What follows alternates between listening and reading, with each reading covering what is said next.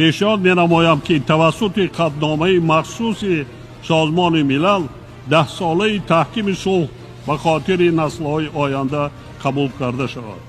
همزمان با این ضرور می‌شماریم که سازمان ملل متحد و نیاتهای آن اینچنین مؤسسه‌های بین‌المللی و منطقوی مالیوی در هماهنگسازی تلاش‌های جامعه جهانی و مقصدی رسیدن به رشد استوار اقدام‌های فعالتر و راه‌اندازی نماید. امروز ما شاهد افزایش نزاع‌ها در مناطق گوناگون جهان هستیم که صدها هزار تلفات جانی را میان اهالی آسایش‌ها در پی دارد.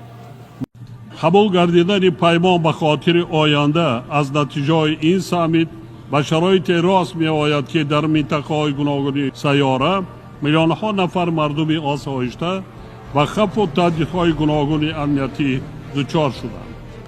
جامعه جهانی می